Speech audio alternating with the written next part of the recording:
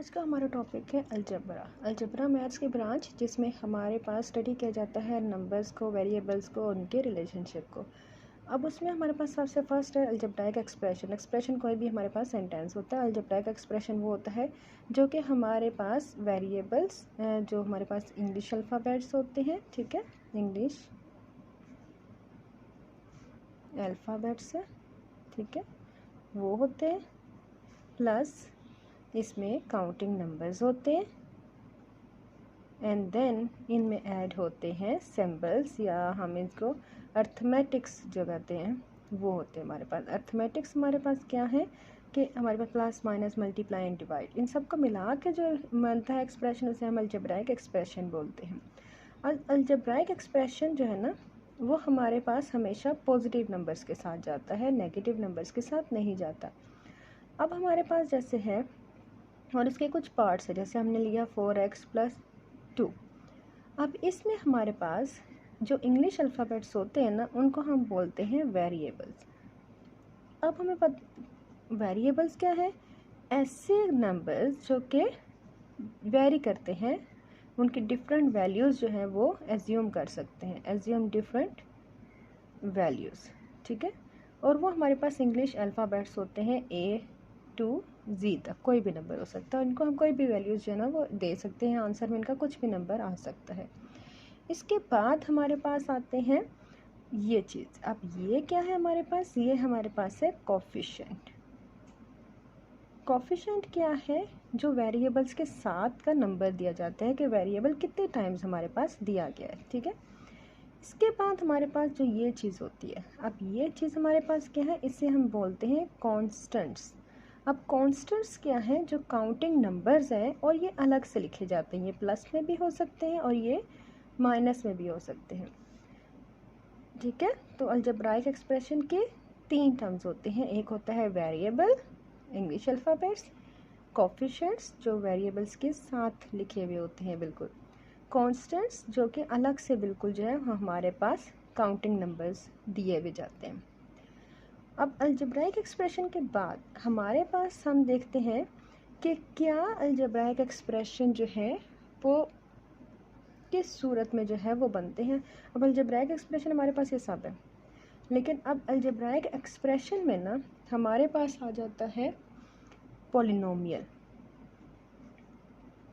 Polynomial, अब what is polynomial? Polynomial algebraic expression है जो कि पॉजिटिव डिग्री के साथ जाता है, ठीक है। जो अब डिग्री क्या है, हमने यहाँ पे मिस कर दिया कि डिग्री हमारे पास क्या है, डिग्री ऑफ अलजेब्राइक एक्सप्रेशन जो कि हाईएस्ट पावर है वेरिएबल की, हाईएस्ट पावर ऑफ वेरिएबल्स कि आपके पास जो वेरिएबल दिया हुआ है उसमें सबसे हाईएस्ट पावर क्या है, वो उसकी डिग्री होगी।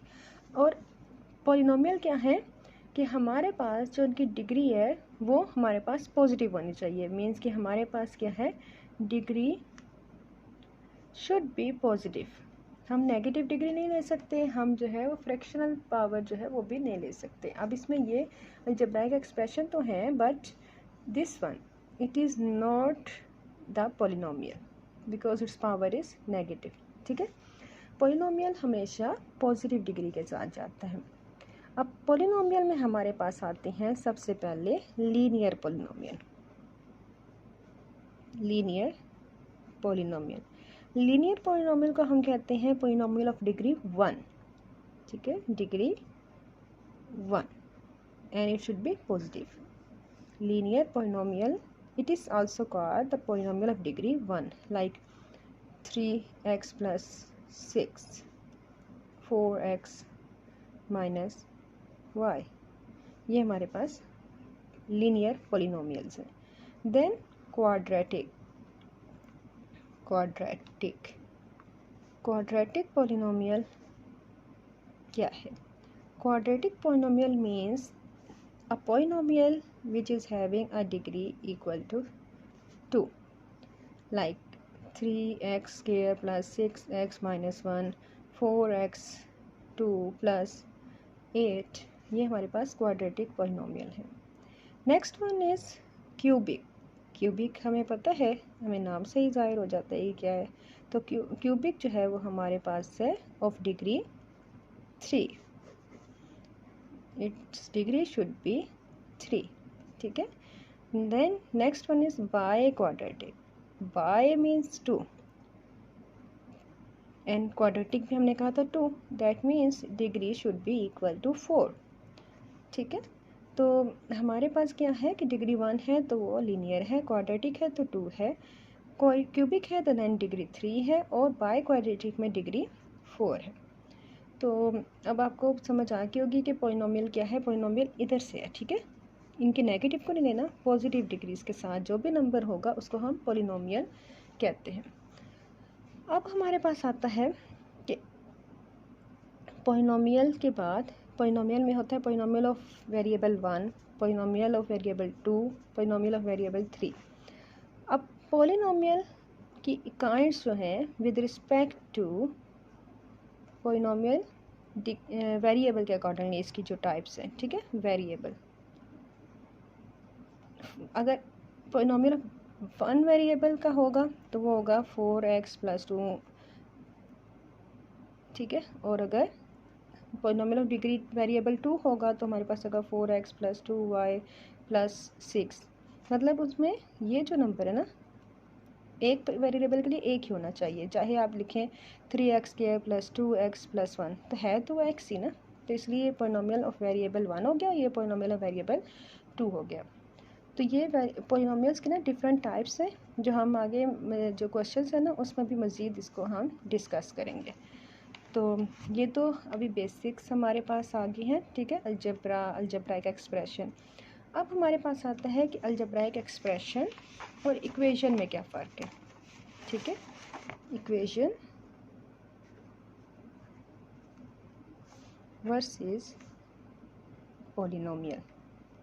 पॉलिनोमियल भी हो गया और ये हम इसको अलजेब्राइक एक्सप्रेशन, ठीक है.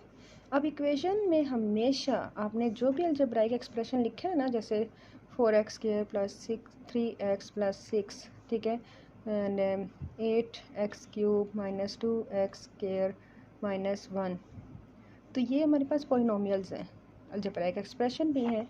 अगर मैं इनको कर दूँ 4x² + 3x + 6 = 0, 8x³ - 2x² = 1, तो ये जब इक्वल साइन आ जाता है ना, इट मीन्स कि ये इक्वेशन है, ठीक है. पॉलिनोमियल तो सिंपल हो गया, लेकिन जब आप इक्वल टू लगा देते हैं तो वो हमारे पास इक्वेशन बन जाती है. तो अब हमारे पास जो है, अगर इक्वेशन नहीं है, अगर हमारे पास एक और साइन हो like 4x + 2 is greater than 0, तो ग्रेटर देन और लेस देन के लिए जो ना वो इक्वेशन नहीं बनती, इसको हम ओपन सेंटेंसेस बोलते हैं. अब हमारे पास है एक क्लोज्ड सेंटेंस और दूसरा है ओपन सेंटेंस. ये क्या चीज़ें हैं? क्लोज सेंटेंस हम कहते हैं that is always true, like 7 × 9 = 7 × 9 = 63. 40 - 6 = 34. तो ये हमारे पास क्लोज्ड किया गया है कि ये ऑलवेज ट्रू होती हैं, ठीक है. इनको आप इनमें कोई चेंजिंग नहीं कर सकते. बट ऑपोजिट जाएँ अगर ओपन सेंटेंस के लिए, तो हमारे पास होता है ब्लैंक है. सपोज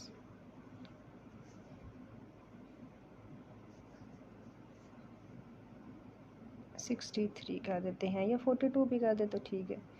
तो इसके अलावा अगर हम लिखें 2x + 1 = 4, ये ऐसे सेंटेंस है ना. देखें यहाँ पे हम कुछ भी लिख सकते हैं. कुछ जो बच्चे हैं वो इसको ट्रू बना देते हैं, कुछ जो है इसमें कोई भी लिख देंगे, उनको नहीं आंसर आता होगा तो वो इसको चेंज भी कर सकते हैं. तो इट मीन्स कि ये जो है ना, ये ओपन सेंटेंस है, आप इसमें कुछ भी लिख सकते हो, ठीक है. इसी तरह अगर x, y, z हमारे पास है तो इसमें भी यही चीज़ है कि आप इसमें कोई भी नंबर लिख सकते हो. तो इसलिए ये दोनों जो हैं ये ओपन सेंटेंस में आ जाते हैं कि ये ट्रू भी हो सकते हैं और ये फॉल्स भी हो सकते हैं. ये इनकी खुली ऑप्शन होती है आपके पास, ठीक है. तो क्लोज सेंटेंस और ओपन सेंटेंस मैथ्स में इन चीज़ों को हम बोलते हैं. नेक्स्ट हम डिस्कस करते हैं कि हमारे पास जो हम डिस्कस करेंगे कि अगर ये है तो ये क्या चीज़ है, ये भी हमारे पास हमने कहा था ये ओपन सेंटेंस है, ये इक्वल नहीं है। जब तक इक्वल का साइन नहीं आएगा और वो ट्रू नहीं होगा तब तक वो नहीं बनेगा। ठीक है, तो आई होप कि आपको इक्वेशन, पॉलिनोमियल, अलजेब्राइक एक्सप्रेशन जो है ना उसको सॉल्व करना आ गया होगा, इसको डिटेल इसकी समझ आ गई होगी। अब जो है ना वो हम नेक्स्ट टॉपिक में, नेक्स्ट लेक्चर में ना वो मैं आपको बताऊंगी कि इनको कैसे सॉल्व करना है, इनको प्लस माइनस कैसे करना है। तो इसके लिए आपको मेरे चैनल जो है वो सब्सक्राइब करना पड़ेगा ताकि आपको फर्दर वीडियोस जो है वो मिलना शुरू हो जाए। तो बेल आइकन को ज़रूर प्रेस कर दीजिएगा। ओके, अल्लाह हाफिज़।